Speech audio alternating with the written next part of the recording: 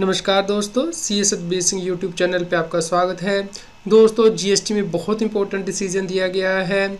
यदि आपने जीएसटी 1 में कोई गलती कर दी है तब भी आप उसकी अमेंडमेंट कर पाएंगे, रेक्टिफिकेशन कर पाएंगे। भले ही जीएसटी 1 को अमेंड करने की डेट अब निकल चुकी है, टाइम पीरियड एक्सपायर हो चुका है।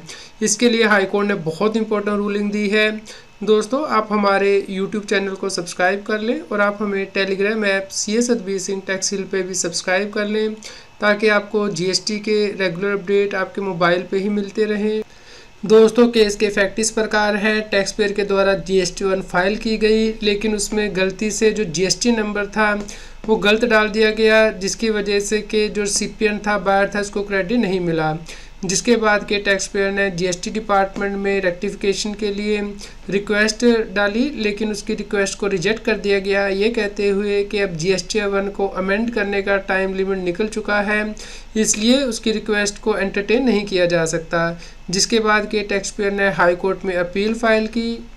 दोस्तों, इस केस में हाई कोर्ट के द्वारा देखा गया कि टैक्स पेयर ने जीएसटी गवर्नमेंट को जमा करा दिया है, लेकिन रिसिपिएंट ने जीएसटी की पेमेंट नहीं की है, क्योंकि उसके जीएसटी 2B में रिफ्लेक्ट नहीं हो रहा है इनपुट एज क्रेडिट, क्योंकि गलत जीएसटी नंबर जीएसटी 1 में डाल दिया गया है, जिसकी वजह से कि उसे डबल लॉस हो रहा है।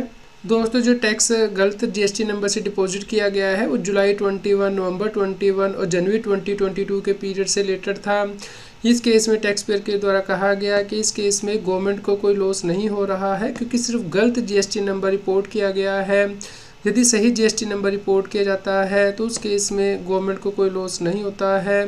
दोस्तों, इस केस में हाई कोर्ट के द्वारा जीएसटी एक्ट की प्रोविज़न को स्टडी किया गया कि जीएसटी एक्ट में अमेंडमेंट अलाउड है जीएसटी 1 या फिर जीएसटी 3B में, यदि कोई एरर या फिर ओमिशन हो गई है जीएसटी रिटर्न को फाइल करते हुए।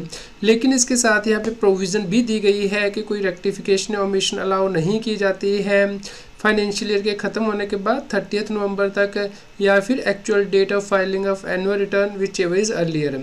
तो इसकी वजह से जीएसटी डिपार्टमेंट का कहना था कि वो अमेंडमेंट अलाउ नहीं कर सकता है जीएसटी 1 में। दोस्तों, इस केस में हाई कोर्ट के द्वारा देखा गया कि हमारे देश में बहुत से ट्रेडर और एसएससी लिमिटेड एक्सपर्टीज और रिसोर्सेज के साथ काम करते हैं, जिसकी वजह से कि बोनाफाइड ह्यूमन एरर हो जाती है जीएसटी रिटर्न को फाइल करते हुए, खास करके नए जीएसटी रजीम में। इसलिए जीएसटी एक्ट में प्रोविज़न दी गई है कि जीएसटी रिटर्न को अमेंड किया जा सकता है, रेक्टिफाई किया जा सकता है।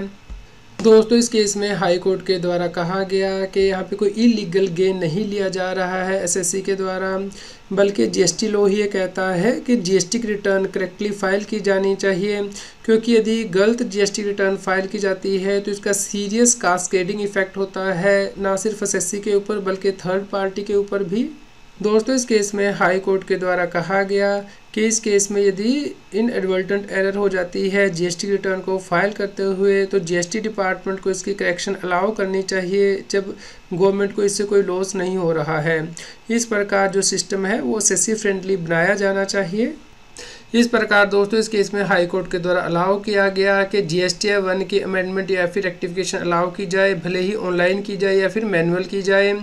दोस्तों, आप इस डिसीजन को डाउनलोड कर सकते हैं taxhill.com की वेबसाइट से। इसका लिंक इस न्यूज़ की वीडियो डिस्क्रिप्शन में भी दिया गया है। उम्मीद करते हैं आपके लिए यह न्यूज़ यूज़फुल रही होगी। कृपया लाइक करें और शेयर करें, ताकि सभी लोगों तक ये जानकारी पहुंच पाए और वो जीएसटी की कंप्लायंस कर पाएँ। रेगुलर जीएसटी और टैक्स अपडेट के लिए इस चैनल को सब्सक्राइब करें। आप हमें Telegram app C Satbir Singh tax heal पर ज्वाइन कर सकते हैं, ताकि आप जीएसटी और इनकम टैक्स के रेगुलर अपडेट अपने मोबाइल पर ही प्राप्त कर सकें।